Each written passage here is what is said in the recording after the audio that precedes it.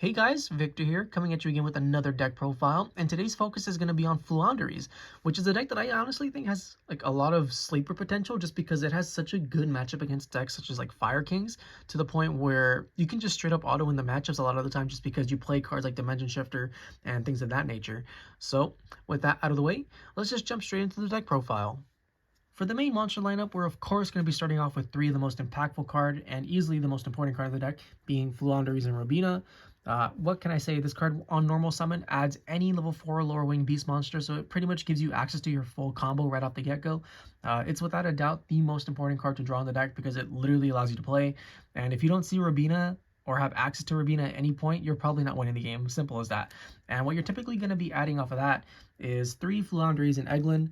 So this is literally the reverse of Robina. Instead of adding level 4 or lower wing beasts, it adds level 7 or higher wing beasts. So that means that this card gives you access to all your boss monsters, being like Empen, Apex Avian, Mega Raiza, pretty much you name it.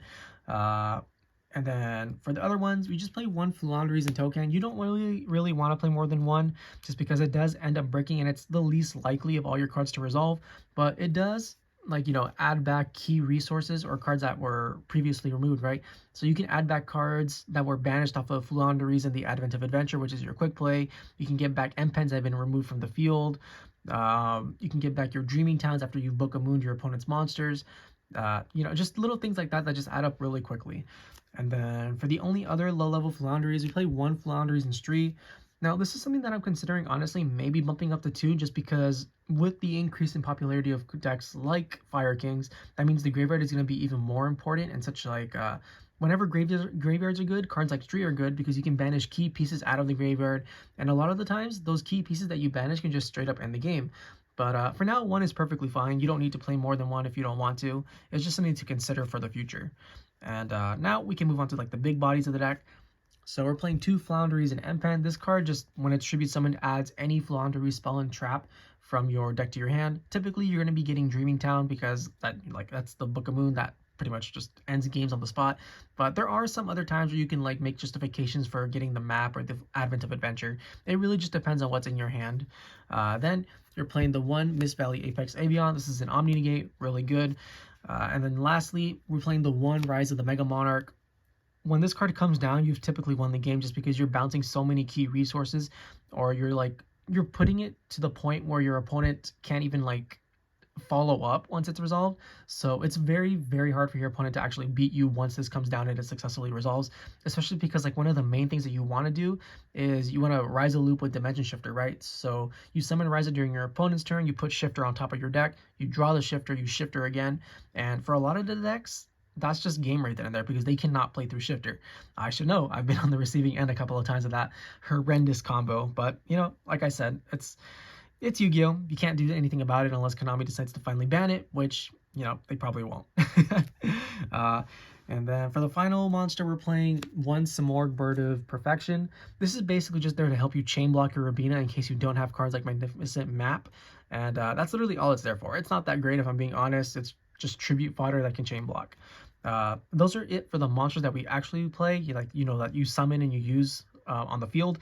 But we do still play hand traps, and as I've mentioned previously, this deck does play Dimension Shifter, so we're going to be playing 3 Dimension Shifter. Macrocosmos, it's a quick effect, very hard to stop unless your opponent has the one of Called by the Grave, and even then, they have to be going first. There's only 1 Gamma too, so the outs to this are just, they're not there.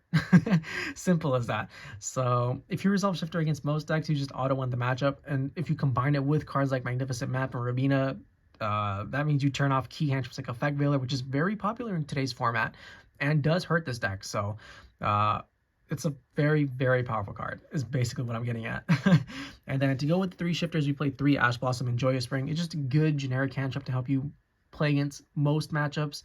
And with that, that's the monster lineup, and now we can finally move on to the spell and trap portion of the deck. Now, there are a lot of spells and traps in this deck, but they're basically just like multiples, and that's because you want to try to boost the consistency of this deck as much as possible, as it does have issues sometimes where you just draw all monsters and you can't really do anything. And like I said, if you don't have access to Robina, you're going to have a rough time. So we pretty much just want to try to get to Robina as soon as possible because it is our full combo.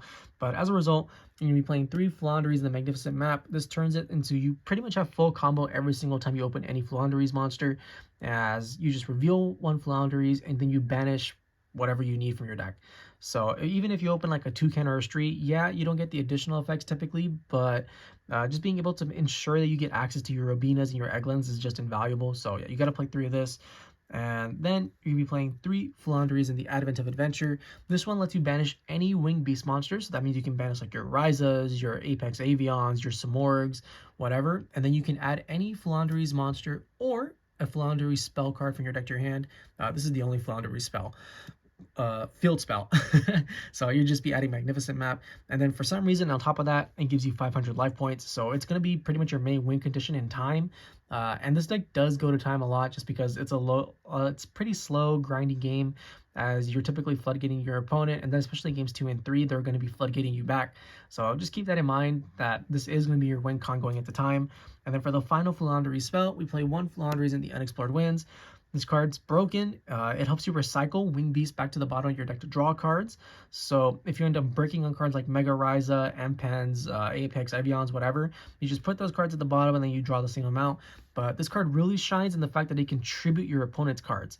Now, I said cards, right? Not monsters. So you contribute like your opponent's field spells or set spells and traps, whatever. The card's just really good at helping you break your opponent's board. So yeah, but you don't need more than one because then you will end up breaking on it, and it's very easy to get back to. And it's very rare for this card to actually, actually leave the field. But yeah, really, really good card when it does like go off. Next, for just general consistency, you're gonna be playing 3 Pot of Prosperities. It's cheap. It's very easy to get a playset now. There's no reason not to have them. The only thing that you may argue is that you would much rather prefer playing Pot of Extravagance to be able to just draw 2 straight up.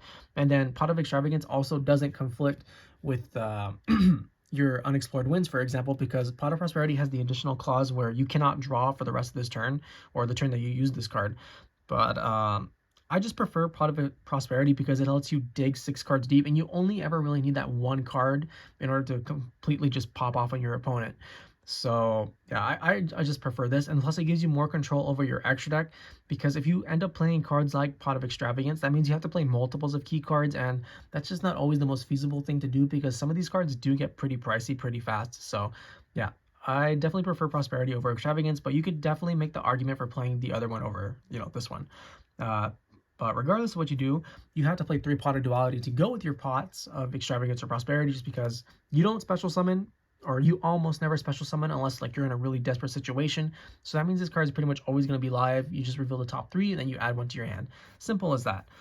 Next, we're going to be playing 2 Triple Tactics Thrust. Now, this is a card that's fallen out of favor in the metagame pretty recently, but I feel like Floowandereeze still, it shines in this deck a lot, just because if you don't open the shifter and you get hit by cards like Ash Blossom, or more specifically Draw and Lockbird, you can just go activate Triple Tactics Thrust, set any floodgate. Typically, it's going to be Harpie's Featherstorm, and then you just basically turn skip your opponent's turn, and it goes back to you, and then you can just win the game from there.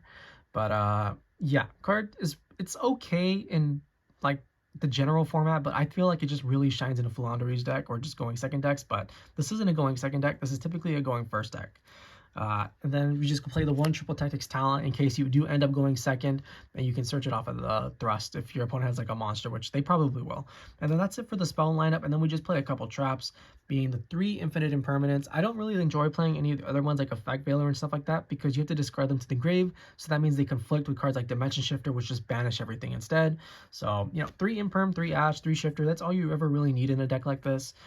Then you're playing 1 Floowandereeze in the Dreaming Town. This is the Book of Moon, one that pretty much can end games on its own. And then you have Harpie's Featherstorm, which is going to be your turn skip essentially.